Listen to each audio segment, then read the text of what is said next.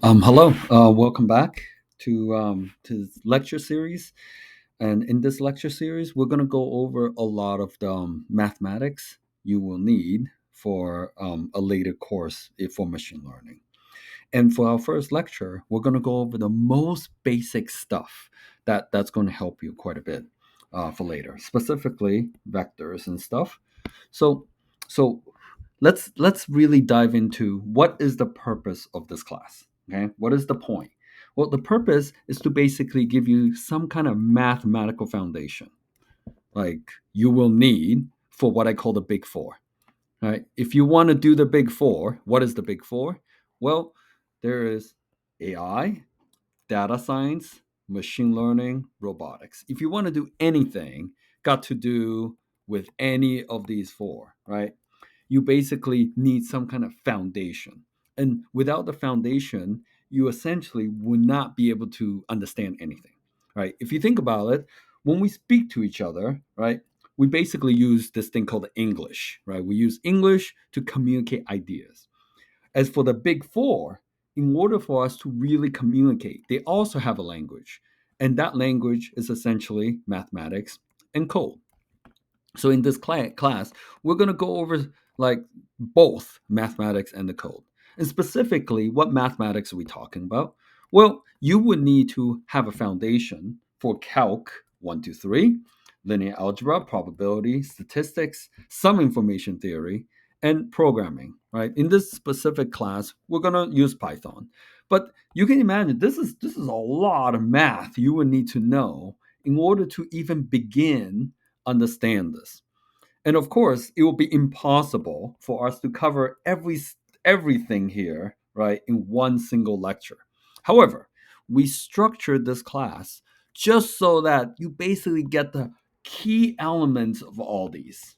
Right? If you get the key elements, that essentially allows you to do the big four. Right? So we give you just enough to do it. I mean, you're not going to master everything, but we give you the most essential stuff, so you'll kind of get you kick started much faster, right? So that is the point of this class, is to give you a way so that you can move on with these four topics. And in order for you to work with these four topics, the core thing you need to understand is that you will need to deal with data. It's all about data. Everything is about data, right? And in order for you to deal with data, we need to know how to represent the data. Okay, so let's have a really quick example. Let's say you want to collect some kind of data, like about students at Northeastern University. Okay, so for the sake of this example, we're going to collect the age, their grade, and their SAT score. All right, we just collect these three. So for every single student, you basically query. You're going to ask them these questions. So let's say you ask the first person, right? The first person you ask, and we're going to call the first person just X1, which is the very first person. And you collected the data for this person. The person's 19 years old. It's like, wait, it's supposed to be height and grade. All right, I made a mistake there, but you got the point. And then the SAT score is 1433. So once you collected these three bit of information, right? What we do is we put them into this thing called a vector representation. And this is essentially a vector. So the first person, who is x1, right? We collected all the information, and then we put them into a set of numbers inside brackets, right? So this single vector essentially represents the information that we collected for this one person. And we add the notation lowercase xi, so lowercase to represent like an individual sample. And this notation here basically tells us that this data that we have has real numbers as opposed to imaginary, and there are three dimensions: one, two, three. So that's what this notation is telling you, that you have essentially three dimensions. And the vector is the most most basic unit of data, right? That's what a vector is, right? You collect the data and you just put them in a column of numbers. And in the big four topics, right, in its raw form, what we are doing is we collect the data and then we manipulate it. Once we manipulate it, it kind of give us some kind of information about the data. Okay, so that's the whole point. You collect data into these vector formats, and then we manipulate them in some way. So, in order for you to understand like what we can do with them, how we manipulate them is essentially the very first step. You need to understand how we manipulate just like basic operations. And when I say basic operations, I'm talking about like addition, subtraction, multiplication, division. Like how do you do these things, right? So we need to like basically understand what these vectors are with and understand the basic notations. First, you need to understand the columns. Vectors are in column format. Very important. In different fields, like in engineering, sometimes the standard is in a row format. So you notice how 1 and 2 is in a row. Over here, 1 and 2 is in a column, right? For our purpose, the standard we're going to use for machine learning most of the time is a column format. So that's the first thing. If you think of a vector, think of it in terms of columns, and it will make your life a lot easier because then we follow the exact same standard. Okay, and then the next thing you need to know is that we symbolically denote the vector always as lowercase letters. So you notice how this is lowercase, this is lowercase, and this is a lowercase. So it's okay. Very often, in fact, we represent the vector with Greek symbols, right? So, but this is as long as it's lowercase, you can think of it as a vector. Now, sometimes you can have a vector of length 1. So there's only one, right? So this is also think of it as just a number. So the variable lowercase, you can think of it as just a number, right? Which is a vector of one dimension.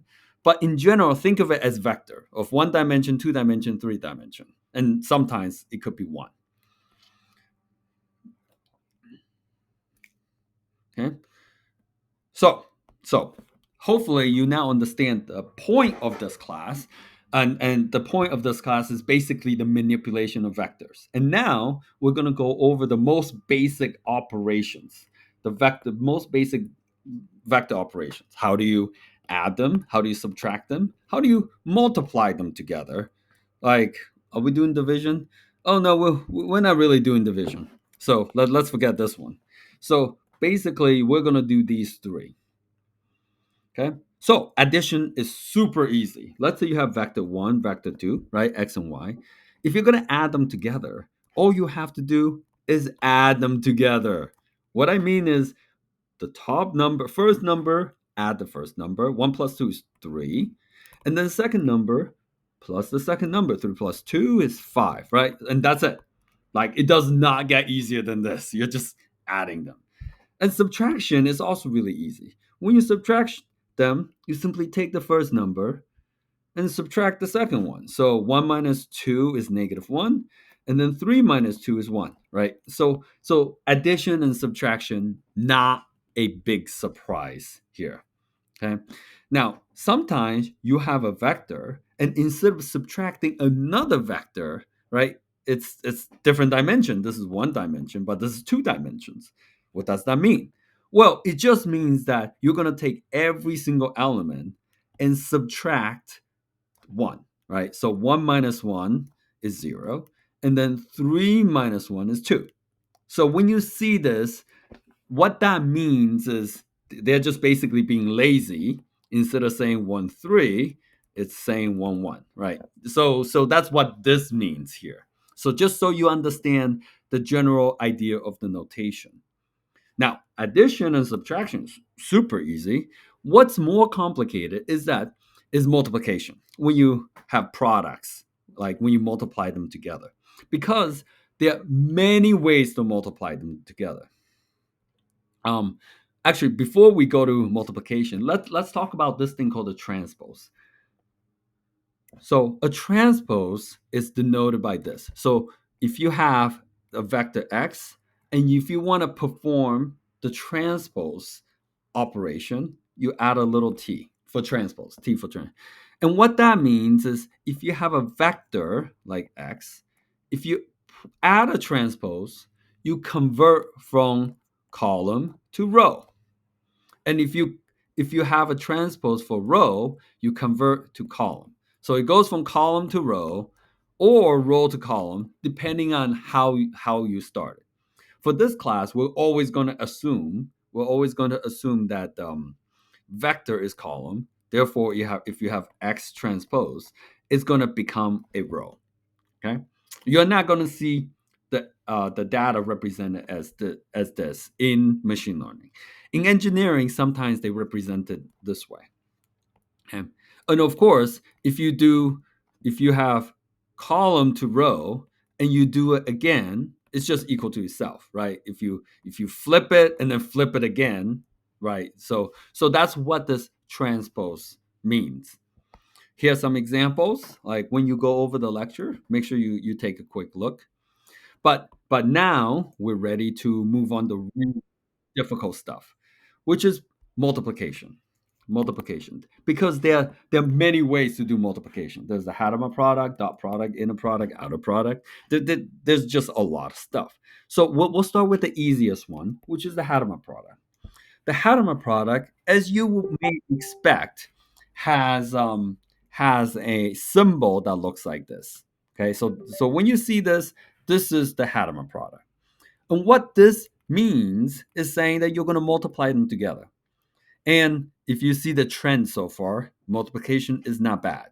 Essentially, you take the first number and multiply by the first number, right? So you got a 2. And then the second number multiplied by the second number, 6. So the Hadamard product is the most straightforward way of multiplication because you're literally just one number at a time and multiply them together. The thing you need to remember is the symbol, right? It's a circle with a dot in it. After this, the next one you're learning is called a dot product. Dot product. Okay. Now, the dot product, the second one, is basically the same as Hadamard product, except we use the symbol dot. Okay. Another way to write dot product is like this. You add x transpose, so you flip x, multiply by y. So it looks like this. This is another way to write dot product. So this you need to remember. This is how you write the dot product. And why we write it this way, it will become clear later. But my point is the dot product is basically the same as the Hadamard product. You also take the first one, multiply by the first one, second, multiply by the second. So that's exactly the same. The only difference between dot product and then Hadamard product is that once you're done multiplying, you add the numbers together. So 2 plus 6 is 8, right? So dot product is one extra step from the Hadamard product. Okay? Now, we have another thing called the inner product. And the symbol for inner product, so you have x and y, right? So the symbol for inner product are these angle brackets.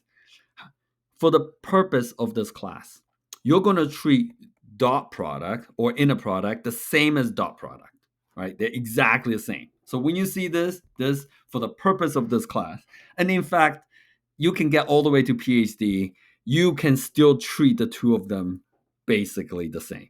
So for the purpose of this class, their notation looks different, but the final result's the same.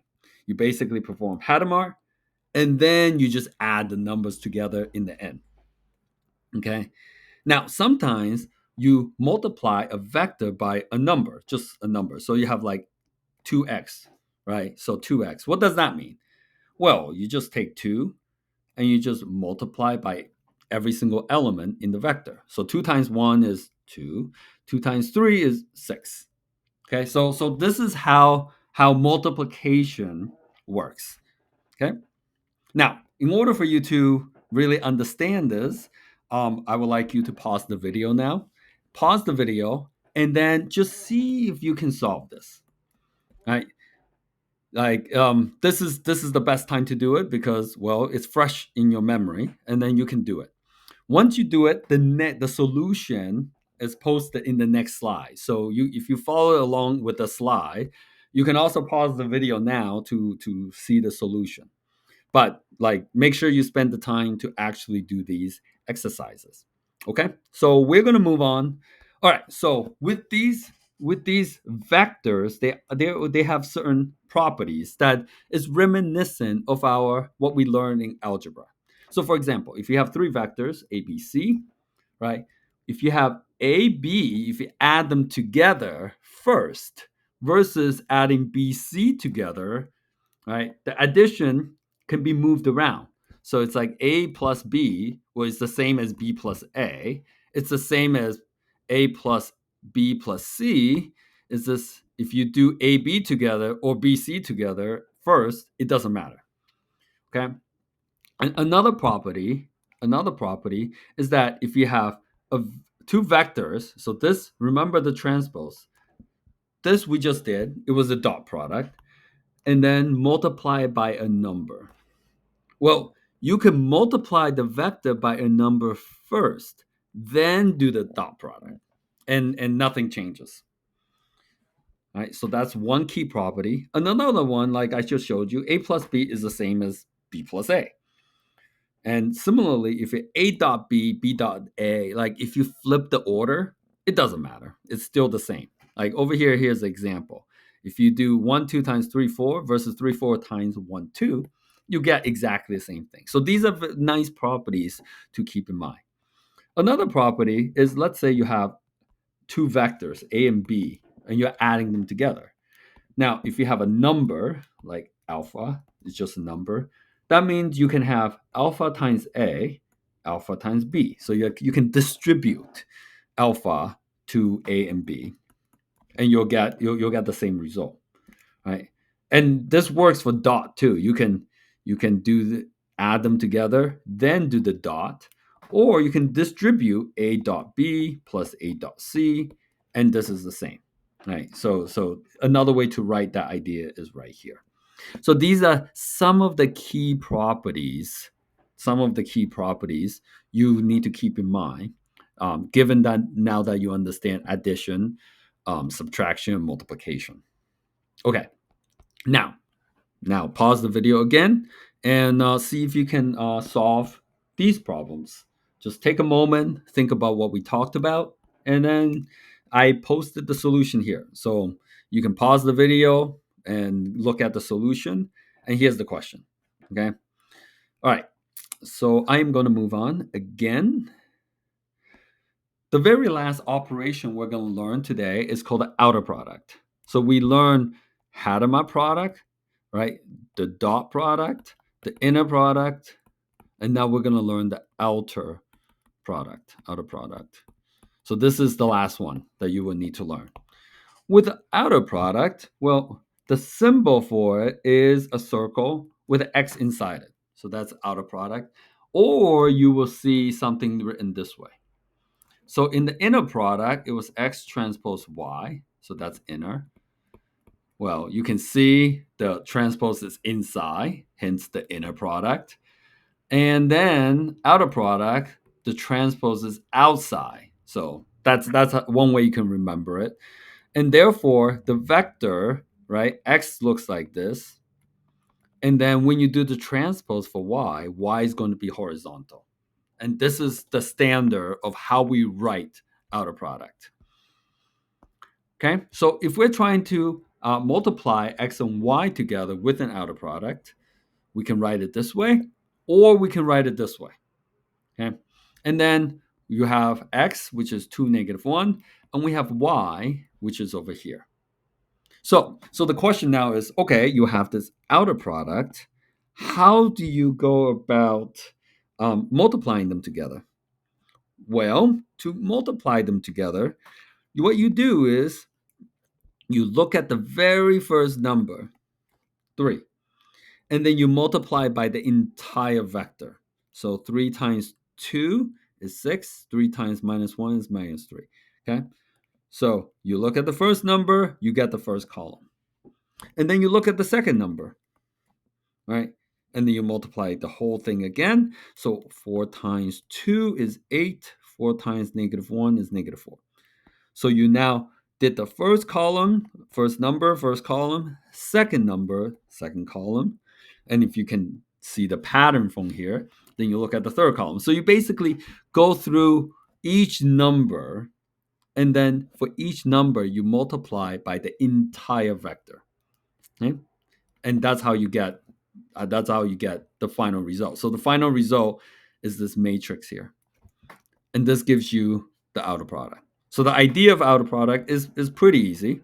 You go through, you look at the second row vector, and then for each one, you kind of multiply the entire first vector. Okay. All right. So you can imagine doing this when you have very, very big vectors is very time consuming. So in real life, we don't do it by hand. I want you to know how to do it, like how the operations go. But in real life, you would not be like adding them by hand. Instead, you would be essentially using Python, right? And when you use Python, you can define a column vector this way, right? You have 1, 2, 3. So you create a vector using this notation. So let's create a second vector, right? So you created two vectors of 3 dimension, and then you can look at them, right? And then you can create what we call a matrix. So you don't have to worry about the matrix. We'll get to the matrix later. So a vector is a column, a matrix just multiple columns. You can think of it that way. And now the way you can do dot product, outer product, right? So U times V transpose. The transpose is outside, hence the outer product, is you use this symbol here, at. Or you can use just dot, right? So what's happening is I call it dot product, but it's actually outer product with the transpose. So if you take V transpose U, this will give you the outer product. Now, if you want to do the inner product, right, you simply put V transpose V, right? So the transpose is in the inside now. And this symbol essentially allows you to do multiplication. You can also use dot, but I prefer this symbol is easier. Right? Or you can do V times transpose times some kind of matrix times V. This we haven't got to it yet, so don't worry about it. The other thing is called the Hadamard product. So you learn the dot product. Hadamard product, instead of this at symbol, you have a star. So you put a star here. And you essentially would multiply every element together. Okay, so this is the general idea of how you can do this, both using manually or with code. Right. So now I want you to basically look at these 3 vectors and calculate these. Do more exercises so you get familiar with them. Calculate them by hand, and once you're done, you want to use NumPy, right? Then you use that to verify your results. Okay, so this allows you to kind of get the idea of these operations, and also see that when you have a lot of numbers, you don't have to do them by hand. You know, you can use like a calculator. So Python can act like a calculator in this particular case.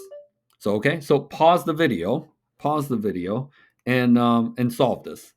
Okay, I will provide the solution here. Right, you can pause the video and look at the solution after you're done. But you don't really need the solution because in theory, you can just use NumPy to verify your own solution. Okay, so pause the video. We're gonna move on. All right, so now that we understand that data can be stored in the form of vectors, the next thing we want to talk about is, well, if we look at a vector, is there a way we can measure the length or size in general of a vector?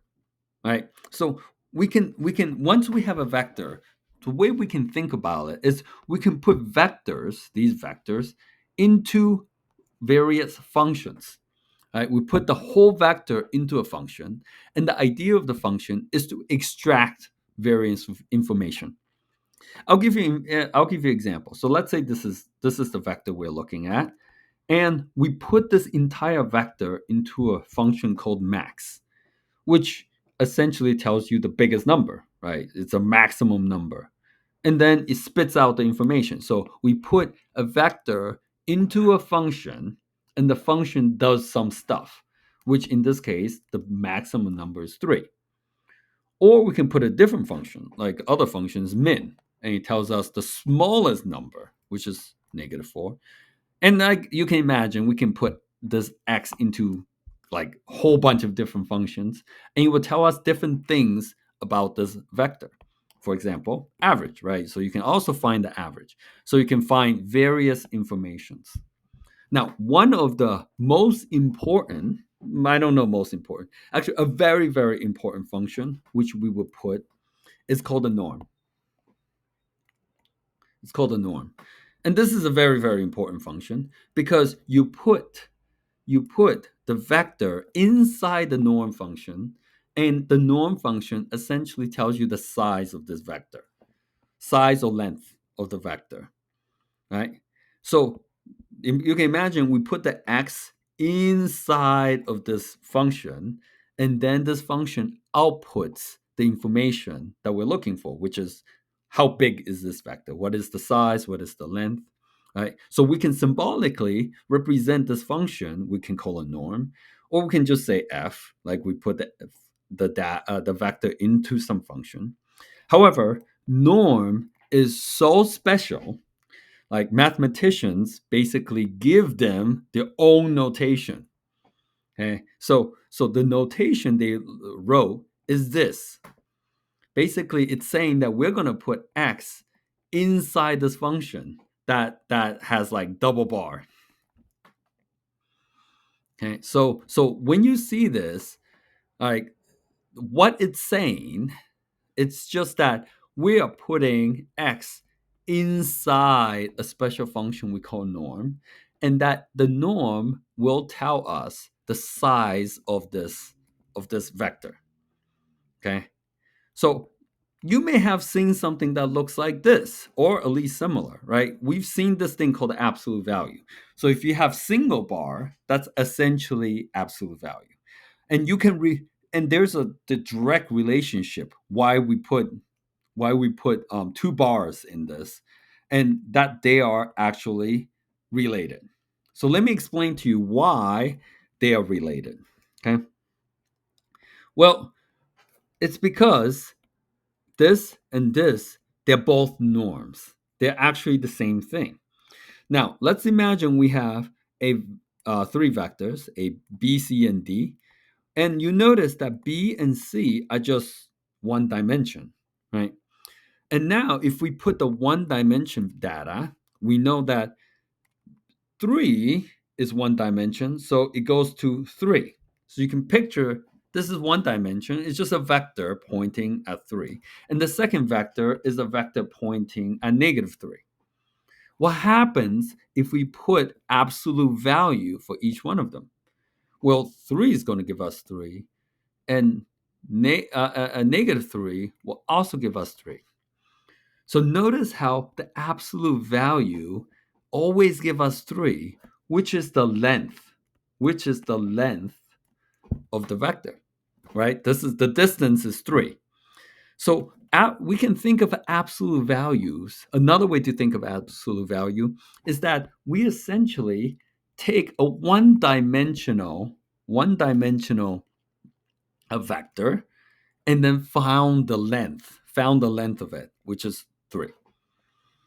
Now, what happens if we have more than one dimension, like 2 dimension, right? So it's saying this vector is 3 here and then 4 here, right? So most of us will know that from our SAT, this one should be 5, right? So this is the hypotenuse of 3, 4.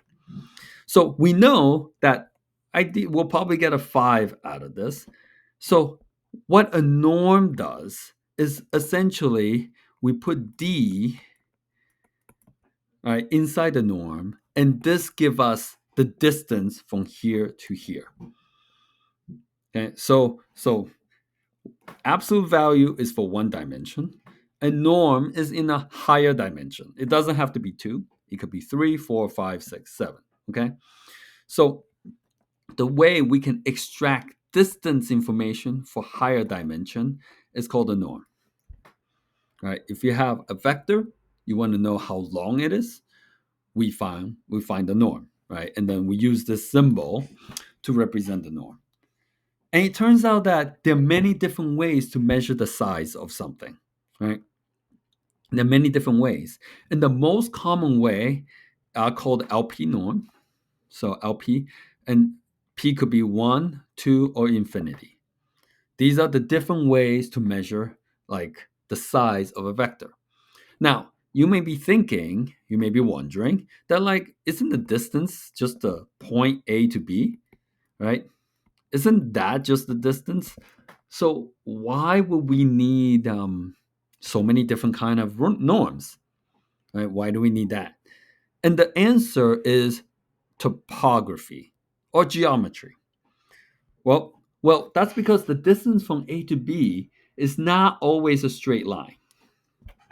So depending on the geometry, and I'll give you an example. Let's say this green thing is a building, right? And if you're trying to go from beginning to end, if you are a bird, right? If you're a bird, you would just fly right over the building, right? So this is a straight line. And this is essentially what you're used to. The distance between 2 points is a straight line. Therefore, and that this kind of distance is called the L2 norm. L2 norm. However, you can imagine that you are not a bird, you are a pedestrian. You can't walk through walls. So, in order for you to get to this point, you kind of have to go this way first and then this way. So, the total distance you travel is 2. Whereas the bird travels square root of 2. So, the bird, travel a lot less. So depending on the geometry of the path that you take, right, you could be traveling with either L1 norm, right? L1 norm is if you're a pedestrian, or L2 norm. And L infinity norm is a third one. L infinity norm is another way of measuring the size of this. Essentially, you just look at the biggest number, right? So what is the biggest number? It'll be 4, right? Now, if you had, for example, a vector that's minus 6, 4, and 5, the biggest number is 6 because this is the largest size, right? So you're basically doing the absolute value of 6 compared to absolute value of 4 compared to the absolute value of 5. And you're picking the largest one. So L infinity norm is yet a different way of looking at or quantifying the size, essentially looking at the biggest magnitude, biggest size. Okay? Now, there is an extra norm, which mathematically is not technically a norm, but it's called the L0 norm. L0. It is not technically a norm, but it's useful, and we use it in data science, which give us information about non-zero values. So let's say this vector here has how many non-zeros? 1, 2, 3. Right? It just so L0 norm just tells you how many numbers are non-zero. So here is 3 because because there are 3 of them. 1, 2, 3. If this is the number, then it would be 4. So L0 norm simply tells us how many numbers are not zero. Now, unfortunately, these norms L1, L2, L infinity have different names depending on the context, and they're used quite often. So L1 norm is also called the Manhattan norm because Manhattan are in blocks, right? They're in blocks. So you're kind of like traveling in blocks. It's also called taxi cab because taxis kind of have to take the roundabout way. The L2 norm, which was the bird eye view, right? You can travel directly across. It's called the Euclidean norm. So when you hear a Euclidean norm, it's equivalent to L2 norm. Mm. Now, um, the way you calculate the L2 norm, you use the Pythagorean theorem. You take each number inside the vector, the first number, the second number, square them, and take the square root. So that's how L2 norm. L1 norm, you just find the absolute value. If you find the absolute value, and you just add them together. L infinity norm, I think I already told you. You essentially just pick the largest magnitude. Okay. All right. Now, with these norms, there are some special properties. First of all, because you measure size, it cannot be negative. And that makes sense. Like, when you say, how big is this cup? You say -3, right? That doesn't make sense. So that's a special property. The norm should never be negative. Also, if you try to take a norm times a number, right? So this is a vector, right? So vector times a number, and you take the norm of that. You can actually move this number outside and just make sure that number is the absolute value, and then take the norm here. Okay? And the third one is called triangle inequality, which says that if you add two vectors together, it's always going to be less than the addition of these two. So you can kind of see this, you can see this graphically, right? So if you add the two vector together, then you're going to go here and then here, right? So you're going to end up with a vector that looks like this. And that's always going to be less than the distance of here plus the distance over here, right? So this distance is always going to be less than or equal to this plus this. So that's the triangle inequality. And that's a special property of norms. Now, norms, we also can calculate them in Python. So for example, over here, if you have a vector, right, v, you can calculate the norm by calling the Python library, linear algebra, norm, and then you just said you want an L1 norm. So L1 norm. If you change it to 2, that gives you L2 norm. And then if you change it to infinity, then we got the infinity norm. Now, if you want to calculate the L0 norm, you can use this function called count non-zero. It just counts how many non-zero values, which is the definition of L0 norm. Okay, so these are the norms. Like, we went through vectors, and then we went through how we measure the size. The very last thing we're going to learn today is called a unit vector, also called normalization. Well, you have vectors, right? We have vectors. What is a unit vector? Well, a unit vector is simply a vector of length 1. That's all. Okay? A unit vector is one single unit. So you can imagine this distance right here is 5. This is 1. This is also 1. So these two are considered as unit vectors, and this one is not a unit vector.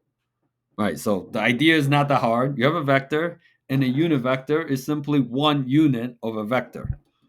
Now, in order for you to convert a vector that is not a unit vector, right? So this distance 5 here, and the vector is, I think, 3 and 4. So this is 3 and 4, and this distance is 5. In order for you to convert this vector into a unit vector, which would be roughly this big, you simply, if this distance is 5, you simply divide the vector by the distance. So you want 1/5 of this vector, right? So if the distance is 5, you divide it by 5, so you're getting 1/5. Therefore, the distance must be 1. So all you have to do is essentially take the vector, right? This vector here, 3 and 4, and then divide it by the norm, 3 and 4. So you measure the distance, right? So L2 distance. So you are essentially uh, taking the original vector and dividing by the total distance. So if distance is 5, now you divide it by 5, so the distance is equal to 1. And that is a unit vector. Okay. All right. Well, the idea of unit vector is pretty easy. Why don't we do a quick exercise? Pause the video and see if this makes sense to you. Okay. I have the solution. You can also take a look, but the idea of unit vector is pretty easy. Okay, so after you've done this, the rest of this class is for you to basically practice. You got to practice, practice, practice. The more you do, the more it kind of sinks in, right? This is like I can spend all day telling you, showing you examples, but it's when you do it yourself that like it kind of starts sinking in. So I want you to solve this, right? Pause the video, solve this. The solutions are here, right? You can go over the solution. Pause the video, right, for the solution you want. And then once you're done, you can look at the solution. Okay? So this is the end of today. Remember to submit your in-class work if you want to get the credit for this, right? For today's work. Like everything you do here is you're going to get some credit. You put some effort in. And you have 30 minutes. So after 30 minutes of this class, then we close everything. So we give you a little leeway, but this is really meant for in class. Okay, and if you can submit it, we're going to give you extra credit, and we don't make any exceptions. So you have 30 minutes to really finalize this and then submit. Okay, that's it for today. We'll see you in the next lecture.